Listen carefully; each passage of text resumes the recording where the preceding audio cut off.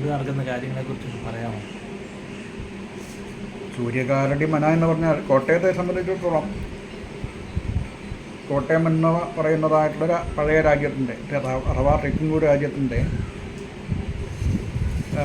രാജഗുരു സ്ഥാനം ഉണ്ട് എന്നുള്ളതാണ് ഒരു പ്രധാനമായിട്ടുള്ള പ്രസക്തി.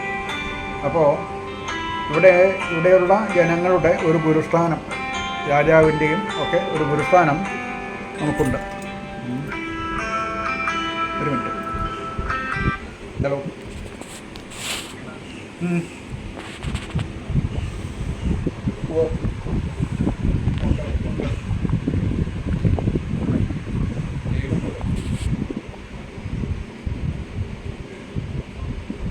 അപ്പോൾ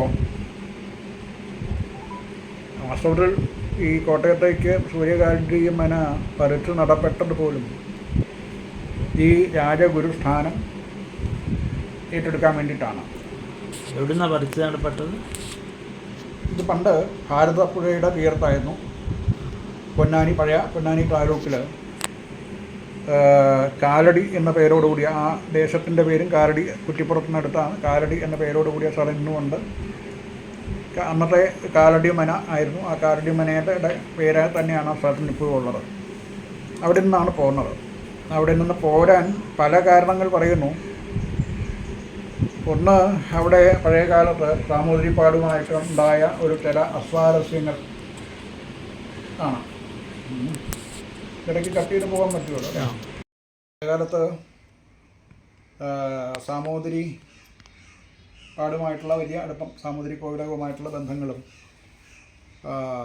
ഒക്കെ ഉണ്ടായിരുന്നു. എന്നാൽ ഇടക്കാലത്ത് ഒരു സാമൂതിരിപ്പാട് ചില രാഷ്ട്രീയ കാരണങ്ങളാൽ അന്നത്തെ കേരളത്തിലെ ഏറ്റവും വലിയ പ്രശസ്തമായിട്ടുള്ള ക്ഷേത്രം നാവാമുകുന്ദ ക്ഷേത്രമാണ്. ഇന്ന് ഒരുപക്ഷെ ശബരിമല, ഗുരുവായൂർ ഇങ്ങനെയുള്ള ക്ഷേത്രങ്ങളാണെങ്കിൽ അന്നത്തെ ഏറ്റവും വലിയ ക്ഷേത്രം അഥവാ ഏറ്റവും ധനപുഷ്ടിയുള്ളതും പ്രശസ്തവുമായിട്ടുള്ള ക്ഷേത്രം എന്ന് പറയുന്നത് ഈ നാവാമുകുന്ദ ക്ഷേത്രമാണ്. അന്നത്തെ കാലത്തെ ഇതിനുള്ള പ്രസക്തി ഇത്ര കളരികളുണ്ട് ഈ ക്ഷേത്രത്തിൻ്റെ കീഴിൽ, ഇത്ര ആയോധന കളരികൾ ഉണ്ട് എന്നുള്ളതാണ് ഒരു കാര്യം. ക്ഷേത്രത്തിൻ്റെ ഭൂസ്വത്ത് മുതലായിട്ടുള്ള പല കാര്യങ്ങളുണ്ട്. അങ്ങനെയൊക്കെ വെച്ച് നോക്കുമ്പോൾ അന്നത്തെ കാലത്ത് ഏറ്റവും പ്രശസ്തമായിട്ടുള്ള ക്ഷേത്രമാണ് ഈ നാവാമുകുന്ദ ക്ഷേത്രം. പിന്നീടാണ് കൊടുങ്ങല്ലൂർ ക്ഷേത്രം ഒരു മഹാക്ഷേത്രമായിട്ട് വളരുന്നത്. അതിനും ശേഷമാണ് ഗുരുവായൂർ ഒരു വളരെ പ്രാധാന്യത്തോടു കൂടി വരുന്നത്. പിന്നീട് ശബരിമല പ്രധാനമാകുന്നതൊക്കെ. അപ്പോൾ അങ്ങനെ ഓരോരോ കാലഘട്ടത്തിൽ ഇതൊക്കെ വരും. അപ്പോൾ അന്നത്തെ കാലത്ത് ഏറ്റവും ധനപുഷ്ടിയുള്ളതായിട്ടുള്ള ഈ ക്ഷേത്രം നാവാമുകുന്ദ ക്ഷേത്രം, ധനപുഷ്ടി മാത്രമല്ല അതിനേക്കാളും പ്രധാനമായിട്ട് ഈ കളരികളുടെ, ആയോധന കളരികളുടെ ഒരു കേന്ദ്രം, പ്രധാന കേന്ദ്രം. ആ ക്ഷേത്രത്തിൻ്റെ കീഴിലായിട്ട് അനവധി പടയാളികളും ഒക്കെയുള്ള കളരികൾ ഇതൊക്കെ ഉണ്ടായിരുന്നു. അപ്പോൾ ഇങ്ങനെയുള്ള ധനപുഷ്ടി, ഇങ്ങനെയുള്ള ആയുധശക്തി മുതലായിട്ടുള്ള കാര്യങ്ങളെ കൊണ്ടായിരിക്കും സാമൂതിരിപ്പാട് അത് അദ്ദേഹത്തിൻ്റെ വരുതിയിലാക്കാൻ വേണ്ടി ശ്രമിച്ചു. അപ്പോൾ ഞങ്ങളെ സംബന്ധിച്ചിടത്തോളം അതിൻ്റെ ഊരായ്മ അഥവാ അവകാശം, ഊരായ്മ അവകാശം വെച്ചാൽ അതിൻ്റെ ഉടമസ്ഥാവകാശം എന്ന് വേണം പറയാൻ, അങ്ങനെ ഉണ്ടായിരുന്നവർ ആയിരുന്നു. അപ്പോൾ അത് സാമൂതിരി ഏറ്റെടുത്തപ്പോൾ ഉണ്ടായ ഒരു മനസ്താപം അഥവാ മനോവിഷമം നിമിത്തം അഥവാ നാണക്കേട് എല്ലാം ഉണ്ടായിരിക്കാം. ഒരു കാരണം, അങ്ങനെ ഒരു കാരണം ഉണ്ടായി. അതേ സമയത്ത് തന്നെ ഇവിടെ തെക്കുംകൂർ രാജാവ് ഇങ്ങോട്ട് രാജഗുരുവായിട്ടിരിക്കാൻ വേണ്ടി ക്ഷണിക്കുകയും ചെയ്തു. അങ്ങനെയാണത്രേ ഇവിടെ ഒരു 400 മുതൽ 600 വരെ വർഷങ്ങൾക്ക് മുൻപായിട്ട് ഇവിടെ എത്തിച്ചേർന്നതെന്നാണ് ചരിത്രം പറയുന്നത്. ഈ മീനച്ചിലാർ രണ്ടായിട്ട് പിരിഞ്ഞ ഒരു കഥ കേട്ടിട്ടുണ്ടല്ലോ. അതൊക്കെ അതിനും ഒരു പക്ഷേ കുറച്ച് രാഷ്ട്രീയവും പറയാം. ഇവിടെ മഹാഗണപതിയുടെ അനുഗ്രഹം ആയിട്ടാണത് പറഞ്ഞു വരാറുള്ളത്. ശരിയാണ്, അങ്ങനെ തന്നെയാണ്. എങ്കിലും പഴയകാല കേരളത്തിൻ്റെ ഒരു അതിർത്തി അഥവാ കേരളത്തിൻ്റെ അതിർത്തി എന്നല്ല പറയേണ്ടത്, കേരളത്തിൽ വിശിഷ്ടന്മാരായിട്ടുള്ള ബ്രാഹ്മണർക്ക് താമസിക്കാൻ ഒരു മധ്യ കേരളമാണ് എന്ന ഒരു ധാരണയുണ്ടായിരുന്നു. അത് പഴയ കാലത്ത് മീനാക്ഷി നദി, അതാണ് മീനച്ചിലാർ എന്ന് ലോപിച്ചു പോയത്. അതിനു മുൻപ് അതിൻ്റെ പേര് കൗണി നദി എന്നായിരുന്നു. ഈ കൗണി നദി എന്ന് ഇപ്പോൾ നമുക്കിവിടെ കൗണാറ്റിൻകര എന്നൊക്കെ ഇവരും പറയുന്നുണ്ടല്ലോ.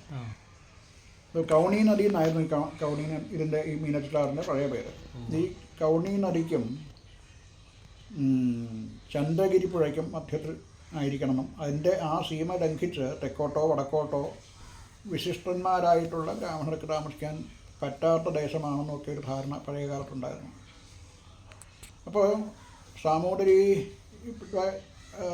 കീഴിൽ നിന്നും അഥവാ ആ ദേശത്തു നിന്നും ഇങ്ങോട്ട് വന്ന് കോട്ടയത്ത് വന്ന് താമസമാക്കിയപ്പോൾ അത് ഈ കൗണി നദിയുടെ തെക്കേ തീരത്തായി പോയി.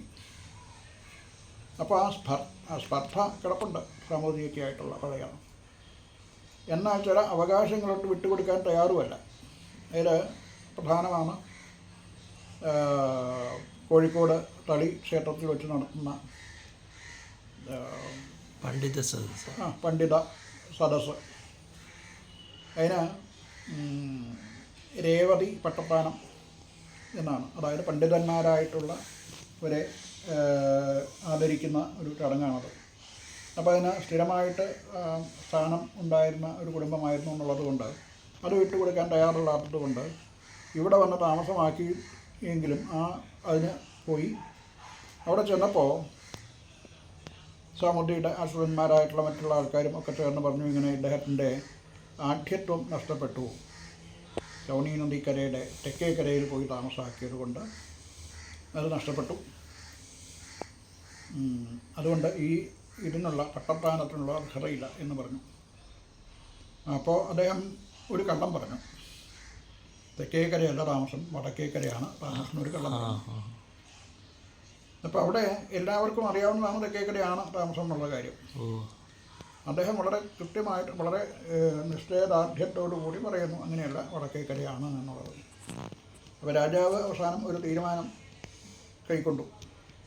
ഇദ്ദേഹം ഈ പട്ടത്താനമൊക്കെ പതിവ് പ്രകാരം ഒക്കെ കൊടുക്കട്ടെ, അത് കഴിഞ്ഞ് അദ്ദേഹം ഇവിടെ തന്നെ താമസിക്കട്ടെ. ഇവിടുന്ന് രാജ പ്രതിപുരുഷന്മാർ അവിടെ പോയി കാര്യം ഒന്നുകൂടെ നോക്കി ശരി ഇദ്ദേഹം പറയുന്നതാണ് ശരി എന്നുണ്ടെങ്കിൽ അദ്ദേഹത്തെ മാനിച്ച് പറഞ്ഞയക്കുക, അതല്ല എന്നുണ്ടെങ്കിൽ പട്ടത്താനം തിരിച്ചു മേടിക്കുക എന്നൊരു വിധി പറഞ്ഞു. അങ്ങനെ അപ്രകാരം അവിടുന്ന് രണ്ടുപേര് ഇവിടെ വന്നപ്പോൾ കണ്ട അത്ഭുതകരമായിട്ടുള്ളൊരു കാഴ്ചയാണ് ഈ നദിയുടെ ഗതി മാറി ഒഴുകി മനയുടെ കെട്ടിടം തെക്കുവശത്ത് ആകുന്ന തരത്തിൽ നദി ഗതി മാറി ഒഴുകുന്നതായിട്ടാണ് കണ്ടത്. അപ്പോൾ അങ്ങനെ വന്നപ്പോൾ തെക്കേക്കരയിൽ ഉണ്ടായിരുന്നത് മന വടക്കേക്കരയിലേക്ക് മാറി.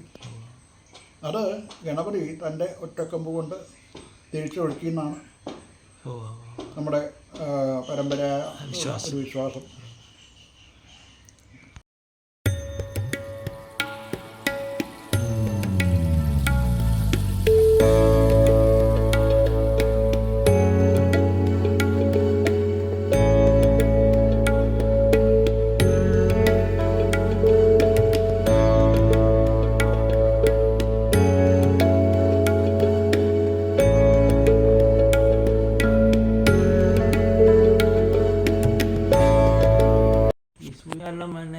പ്രധാനമായിട്ടും ലോകപ്രസിദ്ധമായിട്ടുള്ളത് മുദ്രയാണ്.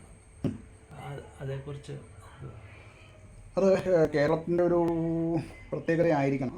ഈ തന്ത്രം തന്നെയാണ് മന്ത്രവാദം. അഥവാ തന്ത്രത്തിൻ്റെ ഒരു കുറച്ചുകൂടെ സൂക്ഷ്മമായിട്ടുള്ള ചില പഠനങ്ങളെ പറ്റി പറഞ്ഞാൽ മന്ത്രവാദം അഥവാ മന്ത്രസ്വപ്നമുണ്ട്. മന്ത്രമാണ് എല്ലാത്തിൻ്റെയും അടിസ്ഥാനം എന്ന് പറയാം. മന്ത്രം കൊണ്ടാണ് ഈ വിശ്വത്തിൻ്റെ ഉൽപ്പത്തി തന്നെ മന്ത്രം ആണ് കാരണം. അതായത് മന്ത്രം വെച്ചാൽ മന്ത്രിക്കുന്നത് അഥവാ ഒരു വൈബ് എന്ന് പറയാം. വൈബ് എന്നാണ് ശരിക്കും പറഞ്ഞാൽ അർത്ഥം പറയേണ്ടത്. അപ്പോൾ ഏതോ ഒരു കാരണം കൊണ്ട് ഒരു കാലത്തുണ്ടായ ഒരു ചലനം കൊണ്ട് അതിൻ്റെ ഡെറിവേഷൻസ് കൊണ്ട് അനവധി മാറ്ററും എനർജിയും വീണ്ടും അത് പരസ്പര പൂരകമാണ്. ഈ എനർജിയും മാറ്ററും രണ്ടും ഒന്ന് തന്നെയാണ്. അത് മാറ്ററായിട്ടും എനർജിയായിട്ടും ഒക്കെ രൂപാന്തരപ്പെടുന്നു. അപ്പോൾ അങ്ങനെ ആദ്യത്തെ ഒരു ചലനം കൊണ്ടുണ്ടായ വൈബ് കൊണ്ടുണ്ടായിട്ടുള്ള ആദ്യ മന്ത്രത്തെ ഓം എന്നും നമ്മൾ പറയുന്നു. സൂര്യനിൽ നിന്ന് വരുന്ന ശബ്ദം അതാണത്രേ.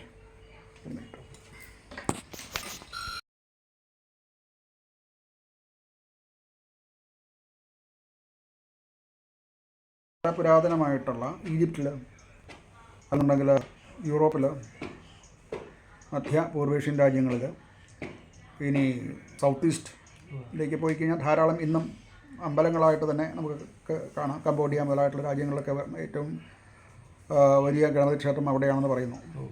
ഇന്ത്യയിൽ നിന്ന് പോയിട്ടുള്ളതാണ് ഇതൊക്കെയും. ഇന്ത്യയിൽ നിന്ന് പോയതായിരിക്കണമല്ലോ. അപ്പോൾ ഈ അമേരിക്ക മുതലായിട്ടുള്ള എല്ലാ രാജ്യങ്ങളിലും, എല്ലാ കോണ്ടിനെൻറ്റിലും, എല്ലാ രാജ്യങ്ങളിലും അതിൻ്റെ ഈ ഗണപതിയെ കണ്ടെത്തിയിട്ട് ജപ്പാനിൽ, ചൈനയിലെ ഗണപതിയും ജപ്പാനിലെ ഗണപതിയും ഏതാണ്ട് ഒരു സാമ്യമൊക്കെ കാണാം. കുറച്ചൊരു ഡ്രാഗണിൻ്റെ ഒരു അംശം കൂടെ ആ ഗണപതിയിൽ കാണാമെന്നുള്ളതാണ്. അപ്പോൾ ഓരോ ദേശത്തേക്ക് പോകുമ്പോഴും ആ ഗണപതിക്ക് ആ ദേശത്തിൻ്റെ ചില ഫീച്ചേഴ്സ്, പ്രത്യേകതകൾ, വൈവിധ്യം, അതാണ് പലതരത്തിലുള്ള ഗണപതിയെ കാണാമെന്നുള്ളത്. ഇവിടെ തന്ത്രശാസ്ത്രപരമായിട്ട് നോക്കിക്കഴിഞ്ഞാൽ തന്നെ മന്ത്രത്തിൻ്റെ വ്യത്യാസമുണ്ട്. അനവധി തരത്തിലുള്ള ഗണപതിമാർ ഇവിടെ തന്നെയുണ്ട്. അതൊക്കെ മന്ത്രം മുഖേനയാണ് ആ ഗണപതിക്ക് വ്യത്യാസങ്ങൾ വരുന്നത്, ഓരോരോ തരത്തിലുള്ള മന്ത്രങ്ങളിൽ. അങ്ങനെയുള്ള മന്ത്രങ്ങളിൽ ഏറ്റവും പ്രധാനം എന്ന് പറയട്ടെ, അത് ഈ പറയുന്ന മഹാഗണപതിയാണ്. ആ മഹാഗണപതിക്ക് ഒരു സമ്പൂർണ്ണ തത്വം, എല്ലാ തത്വങ്ങളും അതിൽ അടങ്ങിയിരിക്കുന്നു. അതായത് ശൈവ തത്വമോ വൈഷ്ണവ സങ്കല്പങ്ങളോ വൈഷ്ണവ തത്വങ്ങളോ ശാക്തേയ തത്വങ്ങളോ ഒക്കെയും ഈ ഗണപതിയിൽ സമ്മേളിച്ചാൽ യാതൊന്നു കാണുന്നോ അതാണ് മഹാഗണപതി എന്ന് പറയാവുന്നതാണ്. എല്ലാം കൂടെ കൂടി. അതെ.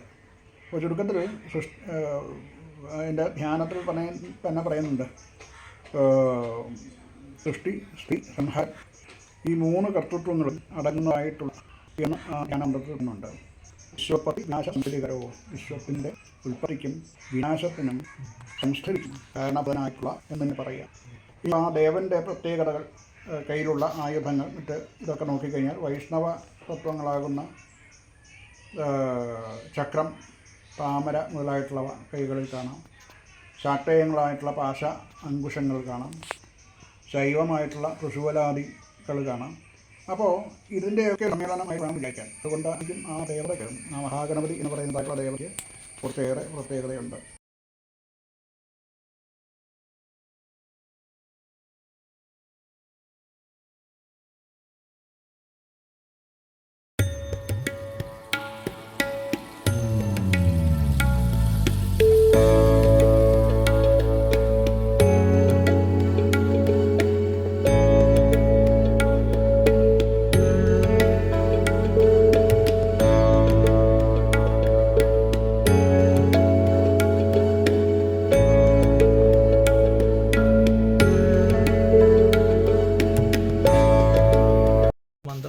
മന്ത്രം എന്താണ് ഈ മന്ത്രം എന്നുള്ളതാണ്. അപ്പോൾ ഇതാണ് മന്ത്രം, ഈ വൈബിനെയാണ് മന്ത്രം എന്ന് നമ്മൾ പറയുന്നത്. അപ്പോൾ അതിൻ്റെ അനവധി തരത്തിലുള്ള വൈബ്സായിട്ട് മാറുകയാണല്ലോ ചെയ്യുന്നത്. അങ്ങനെയാണല്ലോ അത് വീണ്ടും ഘനീഭൂതാവസ്ഥയിൽ വരുമ്പോഴാണ് അത് മാറ്ററായിട്ട് മാറുന്നത്. അപ്പോൾ എല്ലാത്തിനും നിയാമക ശക്തിയായിട്ടുള്ളത് മന്ത്രമാണ്, അഥവാ റൂട്ട് കോസ് ഈസ് മന്ത്രം. അപ്പോൾ ഈ മന്ത്രത്തെ പറ്റിയുള്ള സ്റ്റഡി ആണ് മന്ത്രശാസ്ത്രം എന്ന് പറയുന്നത്. ആ മന്ത്രശാസ്ത്രത്തിൻ്റെ പ്രയോഗവിധിയെ മന്ത്രവാദം എന്ന് പറയുന്നു. അപ്പോൾ അതിൽ ആണ് ഈ പറയുന്ന സൂര്യകാരുണ്യമനയുടെ ലെഗസി, അഥവാ അവർ സ്പെഷ്യലൈസ് ചെയ്തിരിക്കുന്നത് ഈ മന്ത്രശാസ്ത്രത്തിലാണ്. ഇവിടെ കേരളത്തിലത് ഈ മന്ത്രശാസ്ത്രവും തന്ത്രവും രണ്ടായിട്ടാണ് സാമാന്യമായിട്ടുള്ള, തന്ത്രിമാരുടെ ഇടയ്ക്ക് ഇതില്ല എങ്കിൽ പോലും സാധാരണക്കാർക്ക് സംബന്ധിച്ചിടത്തോളം ഈ പറയുന്ന തന്ത്രശാസ്ത്രം എന്ന് വെച്ചാൽ ക്ഷേത്രതന്ത്രം ചെയ്യുന്നവരാണ് തന്ത്രിമാരെന്നവർ. അതിൽ ഉപരിയായിട്ടുള്ള ഇങ്ങനെയുള്ള ക്രിയകൾ കൂടെ ചെയ്യുന്നവർ മന്ത്രവാദി എന്നും പറയാറുണ്ട്. അതുകൊണ്ടാണ് ഇവിടെ അത് കേരളം വിട്ടാൽ അങ്ങനെ പറയുന്നില്ല. ഒക്കെ എല്ലാം പൊതുവെ തന്ത്രി എന്ന് തന്നെയാണ് പറയുക, അഥവാ തന്ത്രശാസ്ത്രം എന്ന് തന്നെയാണ് പറയാം. ഇതൊക്കെ തന്ത്രശാസ്ത്രത്തിൽ വരുന്നതാണ്.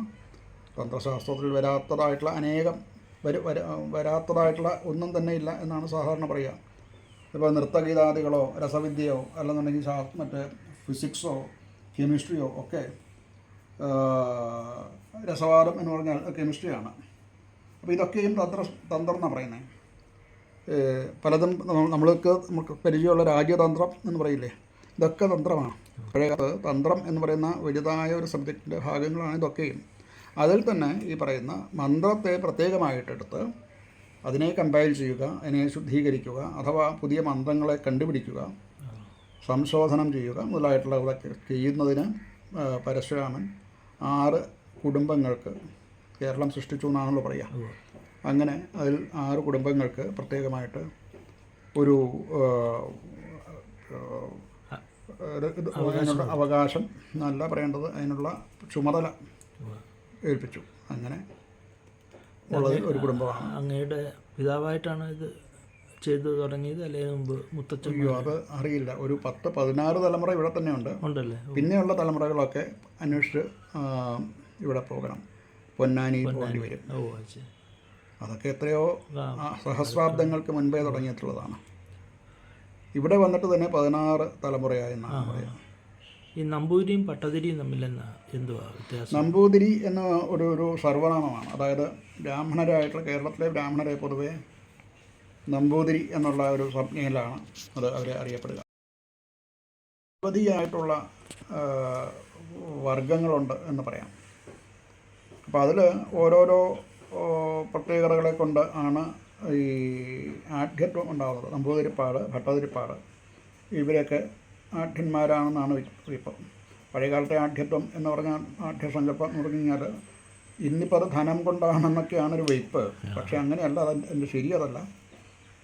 ഈ വേദത്തിലും ശാസ്ത്രജ്ഞരിലും ഉള്ള പരിചയം അഥവാ അതിലുള്ള പാണ്ഡിത്യത്തിൻ്റെ തീവ്രത കൊണ്ടാണ് ഈ ഭട്ടവൃത്തി ഉണ്ടാകുന്നത്. അങ്ങനെയാണ് ഭട്ടതിരിപ്പാടാവുന്നത്. അപ്പോൾ ആ ഭട്ടവൃത്തി ഉള്ളവരെയാണ് ഭട്ടതിരിപ്പാട് എന്ന് വിളിക്കുക. അപ്പോൾ ഈ അനവധിയുണ്ട്. പിന്നെ അതിൽ തന്നെ അവാന്തര വിഭാഗങ്ങൾ, ഈ നമ്പൂതിരി എന്ന് പറയുന്ന വർഗത്തിൽ അനവധി അവാന്തര വിഭാഗങ്ങളുണ്ട്.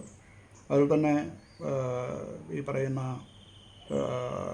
പഴയകാലത്ത് ഈ കേരളം മുഴുവൻ ഭരിച്ചിരുന്നത് നമ്പൂതിരിമാരായിരുന്നല്ലോ. ഇവിടെ രാജാക്കന്മാർ ഭരിക്കുക എന്ന് പറയുന്നത് പിന്നീട് കൊണ്ടുവന്ന് ഭരിച്ചവരാണ്. ചേരമാൻ പെരുമാൾ എന്നൊക്കെ പറഞ്ഞ് കേട്ടിട്ടുണ്ടാവുമല്ലോ. അത് അവരെ നമ്പൂതിരിമാരായിട്ട് തന്നെ അവർക്ക് ഭരണം അങ്ങോട്ട് ശരിയാവാതെ വന്നതുകൊണ്ട് അവർ തന്നെ വിളിച്ചു വരുത്തി 10 വർഷം വീതം ഭരിക്കാൻ വേണ്ടിയിട്ടുള്ള അവകാശം കൊടുത്ത് ഇവിടെ രാജാവായിട്ടിരുന്ന് അങ്ങനെയാണ് ചേരമാൻ പെരുമാൾ ഉപ്പറ്റൊക്കെ ഉണ്ടായിട്ടുള്ളത്. നമ്പൂതിരിമാരായിരുന്നു അതിന് മുൻപ് ഭരണവും ഒക്കെ അവർ തന്നെയായിരുന്നു. അവർ തന്നെ ഓരോരോ തളികളായിട്ട് തളികൾ രൂപീകരിച്ച് ഓരോ തളിയാതിരിമാർ ആ തളികളുടെ ഭരണം നടത്തി. അങ്ങനെ ആയിരുന്നു ഒരു കാലത്ത് ഈ കേരളത്തിൻ്റെ ഭരണം നടന്നിരുന്നത്. അതുകൊണ്ടാണ് ഈ കേരളത്തിൻ്റെ സ്വത്തവകാശങ്ങൾ മുഴുവനും നമ്പൂതിരിമാരുടെ കയ്യിൽ വരാനുള്ള കാരണം അതാണ്. പിന്നീട് ഈ പറയുന്ന ഇവരെ വിളിച്ചു വരുത്തി 10 വർഷം വീതം ഭരിക്കാനും കഴിഞ്ഞ അടുത്ത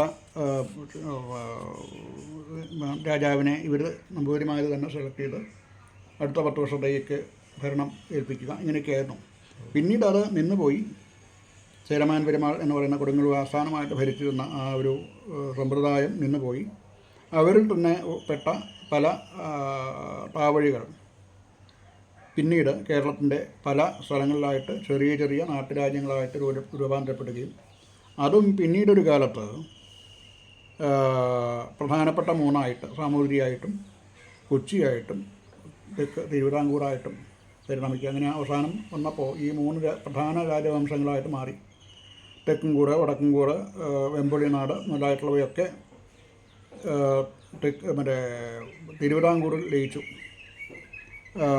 പൂഞ്ഞാർ കോവിലകം, അതുപോലെ പന്തളം, അങ്ങനെയില്ല ആറ്റിങ്ങൽ കോവിലകം, അങ്ങനെ അനവധി ഉണ്ടായിരുന്ന നാട്ടുരാജ്യങ്ങൾ. അതൊക്കെ തിരുവിതാംകൂറിൽ ലയിച്ചു. കൊച്ചി കേന്ദ്രമായിട്ട് ഭരിച്ചിരുന്ന രാജാക്കന്മാരിൽ അവർ എല്ലാവരും ഒന്നു ചേർന്ന് ഏതാണ്ട് തൃശ്ശൂർ അപ്പുറം വരെയുള്ള സ്ഥലങ്ങളൊക്കെ അവർക്ക് അധീനമായി. ശക്തനായിട്ടുള്ള സാമൂതിരി ഉണ്ടായപ്പോൾ ആ സാമൂതിരി വടക്കൻ പ്രദേശങ്ങൾ മുഴുവൻ തന്നെ അദ്ദേഹത്തിന് അണ്ടറിലായി. അങ്ങനെയാണ് കേരളത്തിൻ്റെ ഒരു പൊതുചരിത്രം. നമുക്കിവിടെ ഒരു ട്രസ്റ്റ് ഉണ്ടല്ലോ, മഹാഗണപതി ട്രസ്റ്റ്. എന്താണ് ട്രസ്റ്റിൻ്റെ ആക്ടിവിറ്റീസ്? ഇത് ഒരു കാലത്ത് ഈ സൂര്യകാരടി മനയ എന്ന് പറഞ്ഞാൽ ഒരു ട്രസ്റ്റ് തന്നെയാണ്. അത് ഒരു അൺരജിസ്റ്റേർഡ് ട്രസ്റ്റ് എന്ന് വേണം പറയാൻ. പഴയകാലത്ത് ട്രസ്റ്റ് എന്നൊരു പേരില്ല. ഇന്നിപ്പോൾ പുതിയ സമ്പ്രദായങ്ങളും നിയമങ്ങളും ഒക്കെ വന്നിട്ടുണ്ടോ അതിനെ ട്രസ്റ്റ് എന്ന് വിളിക്കാം. പഴയകാലത്ത് ഇതൊരു ട്രസ്റ്റ് തന്നെയായിരുന്നു. എന്തെന്ന് വെച്ചാൽ ഇവിടെ അനവധി ആൾക്കാർ ഇവിടെ വന്ന് പഠിക്കാൻ വേണ്ടിയിട്ട് ഇവിടെ വരിക, താമസിക്കുക, ഫ്രീ ആയിട്ടുള്ള ഇത് കൊടുക്കുക, അവർക്ക് പഠിക്കാനും ഒക്കെയുള്ള സൗകര്യങ്ങൾ കൊടുക്കുക. അതുപോലെ പല ആക്ടിവിറ്റീസും ഈ ഒരു സൂര്യകാരുണ്യമന കേന്ദ്രമാക്കി നടത്തിയിരുന്നു പഴയ കാലത്ത്. അന്ന് ട്രസ്റ്റ് പേരില്ല എന്നത്രയേ ഉള്ളൂ. അപ്പോൾ ഇന്നിപ്പോൾ അന്ന് കാലത്ത് പല കാര്യങ്ങളും അന്നത്തെ ധനം അതൊരു പ്രശ്നമല്ലായിരുന്നു. ആയിരക്കണക്കായിട്ടുള്ള ഏക്കർ സ്ഥലം മനവകയുണ്ട്, അതൊക്കെ പാട്ടത്തിന് കൊടുത്തിരിക്കും. അതിൽ നിന്ന് കിട്ടുന്ന നിസ്സാരമായിട്ടുള്ള പാട്ടമൊക്കെ ആയിരിക്കാം, ഒരു പക്ഷേ ഒരു ഏക്കർ സ്ഥലം ഒരു പക്ഷേ ഒരു കുമ്പളം ആയിരിക്കാം പാട്ടം. അപ്പോൾ എങ്കിലും ഇത്രയും ഒരു സ്ഥലമുണ്ട്, അതിനൊക്കെ വേണ്ട ധനം അവിടെ നിന്ന് കിട്ടും. കൂടാതെ രാജാവിൻ്റെ സഹായങ്ങളുമുണ്ട്. അപ്പോൾ ഈ ധനം വിനിയോഗിച്ചുകൊണ്ട് ഇങ്ങനെയുള്ള പ്രവർത്തികളും നേരത്തെ പറഞ്ഞ പോലെ മന്ത്രശാസ്ത്രം പഠിപ്പിക്കുക, അതുപോലെ തന്നെ ഇതര വിദ്യകളും ഒക്കെ പഠിപ്പിക്കാനും ഒക്കെയുള്ള സൗകര്യങ്ങളൊക്കെ ഒരു വിദ്യാലയം തന്നെ ഉണ്ടായിരുന്നു. ഫ്രീ ആയിട്ടാണ് പഠിപ്പിച്ചത്? അതെ അതെ, പണ്ട് ഒരു വിദ്യാലയം ഉണ്ടായിരുന്നു. സൂര്യകാരുണ്യ കേന്ദ്രമാക്കിക്കൊണ്ട് ഒരു വിദ്യാലയം, ഏറ്റവും പഴയ ഒരുപക്ഷെ ഇവിടുത്തെ കോട്ടയം ഏറ്റവും പഴയ വിദ്യാലയം എന്ന് പറയുന്നത് ഇതായിരിക്കാം. എൻ്റെ ഗ്രാൻഡ് ഫാദർ, എൻ്റെ മുത്തച്ഛൻ്റെ കാലത്ത് വരെ അത് നിലനിന്നിരുന്നു. ഇവിടെ പഠിച്ച് മിടുക്കന്മാരായിട്ട് പോയ അനവധി ആൾക്കാർ ഇവിടെ ഉണ്ട്. അവരൊക്കെ പലരും ഇപ്പോൾ കുറൂർ വാസുദേവൻ നമ്പൂരി മുതലായിട്ടുള്ളവരൊക്കെ ഇവിടുത്തെ വിദ്യാലയത്തിൽ പഠിച്ച ആൾക്കാരാണ്. അനവധി അന്നത്തെ കാലത്ത് ഒരു പണ്ഡിതന്മാരൊക്കെ ഇവിടെ പഠിച്ച് മിടുക്കന്മാരായിട്ടുള്ള ആൾക്കാരൊക്കെ ഉണ്ട്. അപ്പോൾ ഇതൊക്കെ ഇങ്ങനെയുള്ള പ്രവർത്തനങ്ങളൊക്കെയും അതുപോലെ വൈദ്യം, ഇതൊക്കെ അന്നത്തെ കാലത്ത് ഇതൊക്കെ ഫ്രീ ആയിരുന്നു. എന്നുവെച്ചാൽ അന്ന് ധനം ആവശ്യമില്ല, ധനം ആവശ്യത്തിന് ഇവിടെ വന്നുകൊള്ളും, രാജാവിൻ്റെ സപ്പോർട്ടും ഉണ്ട്. പക്ഷേ കാലം മാറിയപ്പോൾ ഈ പറയുന്ന സ്വത്തെല്ലാം നഷ്ടപ്പെടുകയൊക്കെ ചെയ്ത കാലത്ത് ഇതിനൊക്കെ നിന്നുപോയി, വിദ്യാലയം നിന്നുപോയി. ഈ ആതുര സേവനം അഥവാ നിന്നുപോയി. അപ്പോൾ അതിനെ റിവൈവ് ചെയ്യണം എന്നുള്ള പാഠത്തിലാണ് ഇന്ന് നിയമ സംഹിതയ്ക്കും മറ്റുമൊക്കെ അനുകൂലമായിട്ടുള്ള ട്രസ്റ്റ് ഫോം ചെയ്തു. അതിൽ കൂടെ കുറേശ്ശെ ഞങ്ങൾ ഇങ്ങനെ ചെയ്തിട്ടുള്ളൂ. കലാപരമായിട്ടുള്ള പ്രവർത്തനങ്ങൾ ഇതൊക്കെ ചെയ്യുന്നുണ്ട്. എൻ്റെ കൂട്ടത്തിൽ രജിസ്റ്റർ ചെയ്ത ട്രസ്റ്റാണോ? അതെ അതെ. ഏത് വർഷം രജിസ്റ്റർ ചെയ്തത്? ഏതാണ്ട് ഒരു 8-10 വർഷം മുൻപായി. കലാപ്രവർത്തനങ്ങളെല്ലാം ഉണ്ടല്ലേ? ഇവിടെയുള്ള ഈ കൾച്ചറൽ ആക്ടിവിറ്റീസൊക്കെ ആ ട്രസ്റ്റിൻ്റെ പേരിലാണ് നടത്തുക.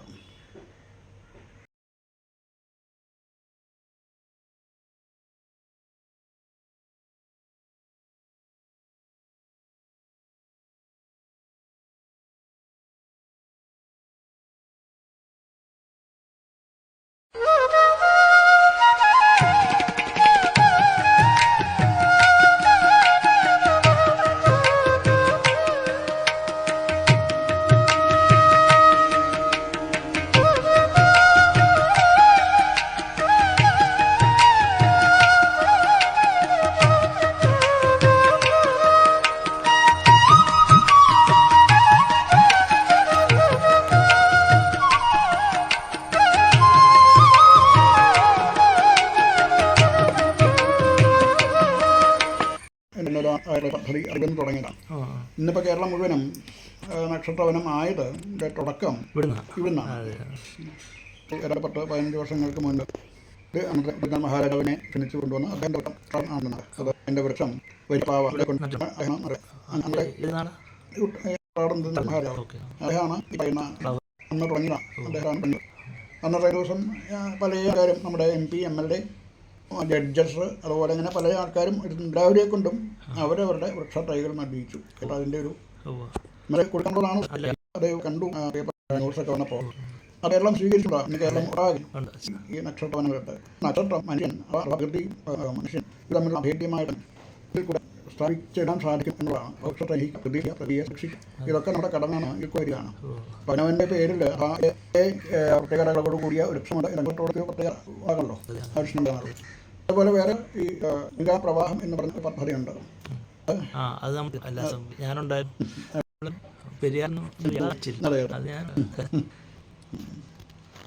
അതിനെപ്പറ്റി പറയണോ?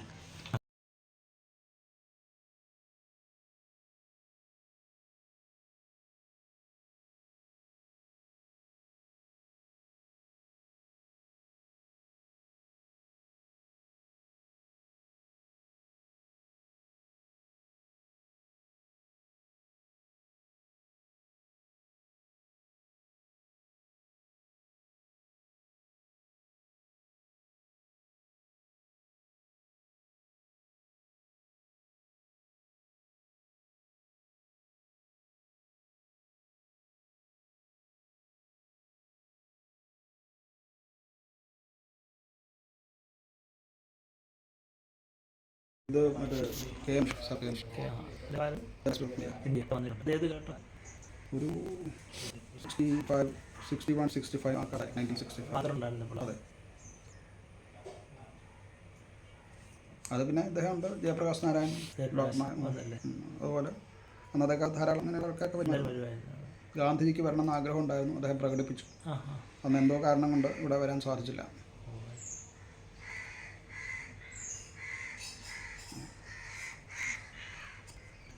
അങ്ങനെ ഒരു പ്രവർത്തനം എന്താണ്? ഭാവി പ്രവർത്തനം എന്നൊന്നില്ല. ഇപ്പോൾ ഇവിടെ ഒരു കാലത്ത് ഈ മറ്റു കാര്യങ്ങളോട് പ്രവർത്തിക്കും പറയാൻ സമ്പ്രദായങ്ങളൊക്കെ തുടർന്ന് കൊണ്ടുപോകാൻ സാധിക്കാതെ അതൊക്കെ മന്ദീഭവിച്ച അവസ്ഥയിലായി. അപ്പോൾ അത് വീണ്ടും ജനോപകാരം ആണ് എന്നതുകൊണ്ട് ഇതൊരു കൾച്ചറൽ സെൻറ്റർ ആയതുകൊണ്ട് കോട്ടയത്തിൻ്റെ നമുക്ക് എടുത്തു പറയാവുന്ന ചില പ്രത്യേകതകളുണ്ടല്ലോ, അതിലൊന്നായതുകൊണ്ട് ഇപ്പോൾ നമ്മുടെ ഏറ്റുമാനൂർ ക്ഷേത്രം അത് നമ്മുടെ വളരെ പഴയ ജോസ്റ്റിതാണ് നമ്മുടെ തെങ്ങായി സാംസ്കാരിക പൈതൃകത്തിൻ്റെ ഭാഗങ്ങളാണ് എന്ന് പറയുന്ന പോലെ സൂര്യകാർഡിമന എന്ന് പറയുന്നത് ഒരു ഒരു കോട്ടയത്തെ സംസ്കാരം, കേരളത്തിൻ്റെ പ്രത്യേകിച്ച് കോട്ടയത്തിൻ്റെ ഒരു സാംസ്കാരിക പൈതൃകത്തിൻ്റെ ഒരു കേന്ദ്ര ബിന്ദു തന്നെയാണ്. അപ്പോൾ അതിൻ്റെ പ്രവർത്തനം വീണ്ടും വെക്കുക, അതിലൂടെ സേവനങ്ങൾ സാധാരണക്കാർക്കൊക്കെ എത്തുക എന്നുള്ളത് തന്നെയാണ്. ഇങ്ങനെയുള്ള മേഖലകളിൽ പഠനങ്ങളൊക്കെ സൂക്ഷിച്ച് അറിയുക എന്ന അവസരവും പ്രകാരം നമുക്ക് വളരെ ഒരു സംസ്കാര കേരളത്തിൻ്റെ പ്രധാനമായിട്ട് തന്നെ നമുക്ക് പറയാവുന്നതാണ്. പണ്ഡിതന്മാരാൽ നിറഞ്ഞ ഭൂമിയാണ് പഴയ കാലത്ത്. പക്ഷേ ഇന്ന് ആ പാണ്ഡിത്യയോഗമായിട്ട് ഇന്നത്തെ പുതിയ തലമുറയ്ക്ക് അവർക്ക് ഈ മലയാളം ശരിയായിട്ട് ഉച്ചരിക്കാൻ അറിയാമെങ്കിൽ പോലും അവരത് പറയാതിരിക്കാൻ ശ്രമിക്കുക. എനിക്ക് മലയാളം കുറച്ച് മാത്രമേ പറയാനുള്ള പ്രാധാന്യമാണുള്ളത്. അതുപോലെ ഇംഗ്ലീഷ് സംസാരിക്കും, മലയാളിയാണെന്നുണ്ടെങ്കിൽ ഇംഗ്ലീഷ് സംസാരിക്കണം, ഇങ്ങനെയൊക്കെയാണ്. അതായത് ഈ മലയാളം എന്ന് പറഞ്ഞ ഒരു മോശം ഭാഷയായിട്ടും അത് വലിയ പാണ്ഡിത്യമില്ലാത്തവൻ, സംസ്കാരമില്ലാത്ത സംസാരിക്കുന്ന ഭാഷയായിട്ടും ഇംഗ്ലീഷ് പറയുന്ന സംസ്കാരമായി വളരെ ഔന്നത്യമുള്ളവനായിട്ടും ഉള്ള ഒരു തെറ്റിദ്ധാരണ ഇന്നും. അതായത് നമുക്ക് അടിമത്തം നമ്മുടെ കയ്യിൽ നിന്ന് വിട്ടുമാറിയിട്ടില്ല. ഏതെങ്കിലും തരത്തിലുള്ള അടിമത്തങ്ങൾ നമ്മുടെ മനസ്സിൽ നിന്ന് വിട്ടുമാറാൻ ഇനിയും തലമുറകൾ കഴിയേണ്ടിയിരിക്കുന്നു പറയാം. ഒന്നും വേണ്ട, നമ്മുടെ ഒരു ചെറിയ ഉദാഹരണം പറഞ്ഞാൽ ഇന്നും ഒരു ഒരു അടുത്ത നാട്ടിലുള്ള എന്തെങ്കിലും നടത്തി അതൊരു ദുർമരണമോ അല്ലെങ്കിൽ കൊലപാതകമോ അങ്ങനെയൊക്കെ വന്നു കഴിഞ്ഞാൽ ആ ആളുടെ പേരിൽ ചില രാമൻ നഗർ എന്ന് വിടും, രാമനഗരം എന്നിട്ടില്ല, അല്ലെങ്കിൽ ഫ്രാൻസിസ് നഗർ എന്നാണ് ഇടുക. ഒരു ഫ്രാൻസിസ് അങ്ങനെ ഒരു പ്രധാനിയായിട്ടുള്ള ഒരാളുണ്ട്, അദ്ദേഹത്തിൻ്റെ പേരിൽ വേണം ഒരു പേരിടാൻ എന്നുണ്ടെങ്കിൽ ഫ്രാൻസിസ് നഗർ എന്നേ ഇടുള്ളൂ. ഫ്രാൻസിസ് നഗരം എന്ന പൂർണ്ണവാക്ക് സത്യത്തിൽ അതിനെ അത് ഒരു ഹിന്ദിയുടെ ആണല്ലോ, നഗർ എന്ന് പറയുന്ന ഹിന്ദിയാണ്. അപ്പോൾ നമുക്ക് ഒരു കാലത്ത് നമ്മളെ ഭരിച്ചുകൊണ്ടിരുന്ന ഇംഗ്ലീഷുകാരാണെങ്കിൽ പിന്നീട് ഭരിക്കുന്നവരൊക്കെ ഹിന്ദിക്കാരാണ്, വടക്കേ ഇന്ത്യക്കാരാണ്. അപ്പോൾ അവനോടും ഒരു വിധേയത്വവും ഒരു അടിമബോധവും ഒക്കെ ഇന്നും നമ്മുടെ മനസ്സിലുണ്ട്. കേരളം നല്ലവണ്ണം ഉണ്ട്. കേരളത്തിൽ മാത്രമല്ല, പൊതുവെ സൗത്ത് ഇന്ത്യൻസിനുണ്ട്. അപ്പോൾ അതൊക്കെ മാറണം. നമുക്ക് വലുതായ ഒരു ലെഗസി ഉണ്ട്. എന്നാത്രമല്ല, ശരിയായിട്ടുള്ള ഉച്ചാരണം നഗരം എന്നാകുമ്പോൾ എന്തിനും നഗർ എന്നിടുന്നു. അതുപോലെ തന്നെ പേരുകൾ ഇപ്പോൾ ഒരുപാട് ഈ ഉത്തരേന്ത്യൻ പേരുകൾ നമുക്ക് കാണാവുന്നതാണ്. അത് പൂർണ്ണമായിട്ട് പറയാൻ വടക്കേ ഇന്ത്യക്കാരന് സാധിക്കില്ല. അത് രാമൻ എന്ന് പറയാൻ പറ്റില്ല, രാമനെ പറയും. അല്ലെങ്കിൽ സന്തോഷം എന്ന് പറയാൻ പറ്റും, സന്തോഷ് എന്നേ പറയുള്ളൂ. അതുപോലെ വികൃതീകരിച്ച് എനിക്കറിയാവുന്ന ഒരു ഗോപാലകൃഷ്ണൻ, പുള്ളിയുടെ പേരൊന്ന് പരിശോധിച്ചു, അങ്ങനെ കുറച്ച് ഒക്കെ ആർജിച്ചു, ഒരു മുതലാളിയൊക്കെയായി. അതിനുശേഷം പുള്ളിയുടെ പേര് പുള്ളി സ്വയം ഒന്ന് മാറ്റി. ഗോപാലകൃഷ്ണൻ എന്നുള്ള നല്ല പേര്, പൂർണ്ണ അർത്ഥത്തോടു കൂടിയതായിട്ടുള്ള ഗോപബാലകൃഷ്ണൻ, ഇതാണ് ഗോപാലകൃഷ്ണൻ. ആ പേര് അങ്ങേരൊന്ന് പരിഷ്കരിച്ച് ഗോപാൽ കൃഷ് എന്നാക്കി. അതിന് എന്താ ഒരർത്ഥം എന്ന് എനിക്ക് ഒട്ടും മനസ്സിലായില്ല. പക്ഷെ അത് കുറച്ചുകൂടെ ഒരു ഇംഗ്ലീഷ് ട്രേയൊക്കെ ഉണ്ട് പറയുമ്പോൾ. ഈ കൃഷ്ണ കൃഷ്ണ എന്താ കൃഷ്ണനെ കൃഷ്ണ എന്ന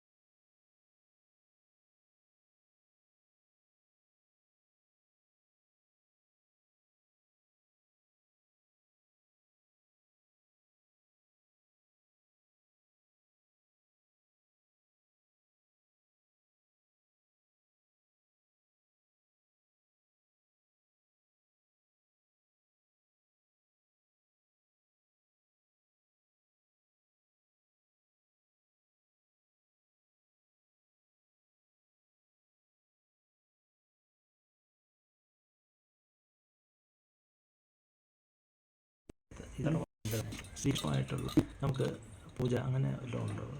അല്ല, അത് പൂജ ആയിട്ട് ബന്ധപ്പെട്ട ഏത് മൂർത്തികളുടെ എല്ലാ മൂർത്തികളും നമുക്ക് പറയാൻ ക്ഷേത്രം സ്വന്തമായിട്ടൊന്നും പറയാനുള്ളതല്ലാതെ ഉണ്ട്. ആശുപത്രി നടയല്ലേ?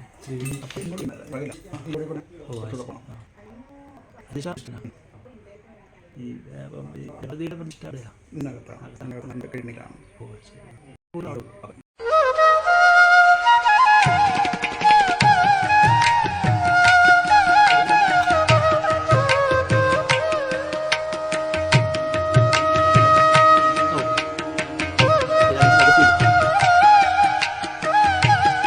നാഗരിക സൃഷ്ടാരങ്ങളെ കൊണ്ടുവരേണ്ട ഒരു കാര്യമില്ല. അത് ഇതുകൊണ്ടാണ് ഈ പറയുന്ന നമ്മളിപ്പോൾ ഈ പറയുന്ന എത്രയോ വടക്കേ ഇന്ത്യൻ പേരുകളാണ് ഇപ്പോൾ ഇവിടെ ഉള്ളത്. ഇവിടെ ഒരുമാതിരിപ്പെട്ട ചെറുപ്പക്കാർക്കൊക്കെ വടക്കേ ഇന്ത്യൻ പേരുകളാണ് ഉള്ളത്. അത് കണ്ടാൽ അറിയാം. വിവേകൻ വിവേകമെന്നോ അവനെ പറയാൻ അറിഞ്ഞുകൂടാ. നമ്മളും അത് എന്താ കാരണം ഒന്നുമില്ല. നമ്മളെ ഭരിച്ചിരുന്നത് നമ്മളൊക്കെ കണ്ടുകൊണ്ടിരുന്നത് നമ്മുടെയൊക്കെ പൂർവ്വകന്മാർ വടക്കേ ഇന്ത്യമാരാണ്. നമ്മുടെ ഒക്കെ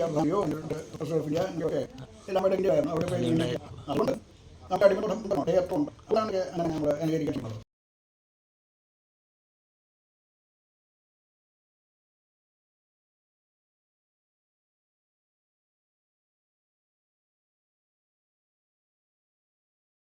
അങ്ങയുടെ എഡ്യൂക്കേഷൻ? എൻ്റെ എഡ്യൂക്കേഷൻ ഒരു കണക്കിന് പറഞ്ഞാൽ ഒരു പരാജയമാണെന്ന് വേണമെങ്കിൽ പറയാം. എന്താ വെച്ചാൽ എൻ്റെ ഒരുമാതിരി നല്ലോണം പഠിക്കുന്ന ഒരാളായിരുന്നു ഞാൻ. എനിക്ക് പ്രീ ഡിഗ്രി ഇതിനൊക്കെ നല്ല മാർക്കും കാര്യങ്ങളൊക്കെ ഉണ്ട്. പക്ഷെ അത് കഴിഞ്ഞിട്ട് ഞാൻ MBAക്ക് എനിക്ക് അഡ്മിഷൻ കിട്ടുന്നു വന്നു. പക്ഷേ എനിക്കതിന് പോകാൻ സാധിച്ചില്ല. അന്നത്തെ കാലം മുതൽക്കേ തന്നെ സെൽഫ് ഡിപ്പെൻഡൻ്റ് ആയിട്ടാണ് ഞാൻ ഡിഗ്രി കാലം മുതൽക്ക് വന്നത്. ഇവിടെ അച്ഛനോ അല്ലെങ്കിൽ ഇവിടെ കുടുംബത്തിൽ പണമില്ലാത്തതുകൊണ്ടല്ല, ധാരാളം പണം, ഇന്നത്തേക്കാൾ കൂടുതൽ പണമൊക്കെ അന്നും ഉണ്ട്. പക്ഷേ ഞാൻ ചോദിക്കാറില്ല. അന്നേ ഒരു സെൽഫ് ഡിപ്പെൻഡൻ്റ് ആണ് ഞാൻ. അപ്പോൾ അതുകൊണ്ട് MBAക്ക് കിട്ടിയിട്ട് പോയില്ല, ഞാൻ പോകാൻ പറ്റിയില്ല. പിന്നെ CA ചാർട്ടേഡ് അക്കൗണ്ടൻസിക്ക് ചേർന്നു. അത് ബെസ്റ്റ് ഗ്രൂപ്പ് മാത്രം ക്വാളിഫൈ ചെയ്തു. പക്ഷേ വീണ്ടും അത് ലാഗ് ചെയ്തപ്പോൾ 2-3 തവണ എഴുതിയിട്ട് മറ്റേ അടുത്ത ഗ്രൂപ്പൊന്നും കിട്ടാതെ വന്നപ്പോൾ അത് ഉപേക്ഷിച്ചു. അതിനിടയ്ക്ക് LLBക്ക് ചേർന്നു. അതും പകുതിക്ക് വഴിക്ക് നിർത്തി. പിന്നെ CFAയ്ക്കും ചേർന്നു. അതും പകുതി വഴിക്ക് നിർത്തി. അപ്പം ഇതിലെല്ലാം അറ്റംപ്റ്റ് ആണ്, ബട്ട് നോട്ട് ക്വാളിഫൈഡ്. പക്ഷേ അപ്പോഴത്തേക്ക് തന്നെ ആവശ്യമില്ല. അതെ, ഇതല്ലേ വേണ്ടത്. അതാണ് വേണ്ടത്. എൻ്റെ നിയോഗം തന്നെയാണ്. നമ്മളിതെങ്ങനെ മുന്നോട്ടങ്ങനെ കൊണ്ടുപോകുന്നതാണ് ഇത്. എനിക്ക് മകനുണ്ട്. മകന് വേണ്ടതായിട്ടുള്ള പ്രിപ്പയറേറ്ററി അല്ലെങ്കിൽ പ്രൈമറി ഇതൊക്കെ ചെയ്തിട്ടുണ്ട്. മോനെന്താ പഠിക്കുക? അതിപ്പോൾ 12th. അവന് 8 വയസ്സായപ്പോൾ തന്നെ ഉപനയനം ചെയ്തു. 8 വയസ്സായപ്പോൾ തന്നെ ഉപനയനം ചെയ്തു. 4 വർഷത്തോളം ബ്രഹ്മചര്യം അനുഷ്ഠിച്ചു. ആ കാലത്ത് നിത്യേന 2 നേരം ഹോമം ചെയ്യുക, അങ്ങനെയൊക്കെയുള്ള സന്ധ്യാവന്തനാദികൾ ചെയ്യുക, എന്നൊക്കെ പൂർണ്ണമായിട്ടുള്ള അനുഷ്ഠാനങ്ങളൊക്കെ ചെയ്ത് തന്നെയാണ് അയാൾ വന്നത്. ഇപ്പോൾ സമാവർത്തനം കഴിഞ്ഞു. സമാവർത്തനം കഴിഞ്ഞതിന് ശേഷം തന്ത്രക്രിയകൾ ഒക്കെ സാമാന്യമായിട്ടുള്ള ഇപ്പോൾ ഒരു അമ്പലത്തിലെ ഉത്സവം മുതലായിട്ടുള്ള കാര്യങ്ങളൊക്കെ നടത്തുക, അതൊക്കെ പഠിച്ചു കഴിഞ്ഞു. പിന്നെ ഹോര, അതായത് ജ്യോതിഷത്തിൻ്റെ അടിസ്ഥാന ഗ്രന്ഥം ഹോരയാണ്. അപ്പോൾ ആ ഹോര ഓൾമോസ്റ്റ് തീരാറായിട്ടുണ്ട്. അപ്പോൾ അങ്ങനെ ബേസിക് ഒക്കെ ഞാൻ കൊടുത്തിട്ടുണ്ട്. ഇനിയൊരു പക്ഷേ ഈ 12th കഴിഞ്ഞാൽ ഇനി മിക്കവാറും ഇന്നത്തെ അവസ്ഥയിൽ കേരളത്തിൽ പഠിക്കാൻ ഇവർക്കാർക്കും താല്പര്യമില്ല. നമ്മുടെ പൊതുവെയുള്ളൊരു രീതി അതാണല്ലോ. അപ്പോൾ ഇവരൊക്കെ പുറത്ത് പോയി പഠിക്കണം താല്പര്യപ്പെടുന്ന ആൾക്കാരാണ്. അപ്പോൾ മിക്കവാറും ഇവിടുന്ന് പോയി കഴിഞ്ഞാൽ പിന്നെ പഠിത്തം ഒരു കുറച്ച് നാളത്തേക്ക് എങ്ങനെയാണെന്നുള്ളത്. പക്ഷേ ഈ ബേസിക് ഇപ്പോൾ കൊടുത്തതിൻ്റെ ഒരു ഉദ്ദേശം ഇത് തന്നെയാണ്. ഇപ്പോൾ ഇതെല്ലാം അടിസ്ഥാനമെല്ലാം ആയിട്ടുണ്ട്. എപ്പോൾ വേണമെങ്കിലും ഡെവലപ്പ് ചെയ്യാം, സ്വയം ഡെവലപ്പ് ചെയ്യാനുള്ള ബേസ് ഞാൻ ഓൾറെഡി കൊടുത്തിട്ടുണ്ട്. അതിൽ താല്പര്യമുണ്ട്. അവൻ്റെ പേരെന്താണ്? അവൻ്റെ പേര് സൂര്യൻ. ഞങ്ങൾക്ക് 2 പേര് കിട്ടും. അതായത് എൻ്റെ അച്ഛൻ്റെ പേര് സൂര്യൻ ഭട്ടതിരിപ്പാട്. എൻ്റെ മുത്തശ്ശൻ്റെ പേര് സൂര്യൻ സുബ്രഹ്മണ്യൻ ഭട്ടതിരിപ്പാട്. അദ്ദേഹത്തിൻ്റെ അച്ഛൻ്റെ പേര് സൂര്യൻ ഭട്ടതിരിപ്പാട്. അദ്ദേഹത്തിൻ്റെ അച്ഛൻ്റെ പേര് സൂര്യൻ സുബ്രഹ്മണ്യൻ ഭട്ടതിരിപ്പാട്. ഇതിങ്ങനെ മുകളിലേക്ക് കണ്ടിന്യൂ ചെയ്തു. എൻ്റെ പേര് സൂര്യൻ സുബ്രഹ്മണ്യൻ ഭട്ടതിരിപ്പാട്. മകൻ്റെ പേര് സൂര്യൻ എന്നാണ്. അവനൊരു മകനുണ്ടാകുമ്പം നാച്ചുറലി സൂര്യൻ സുബ്രഹ്മണ്യൻ ആയിരിക്കുമല്ലോ. അങ്ങനെ 2 പേരാണ് ഉള്ളത്. അഡ്രസ്സും ഫോൺ നമ്പറും പറയാം. Suryakaladi Mana, Nattassery, Kottayam. Phone number 0481 2312 089. Thank U.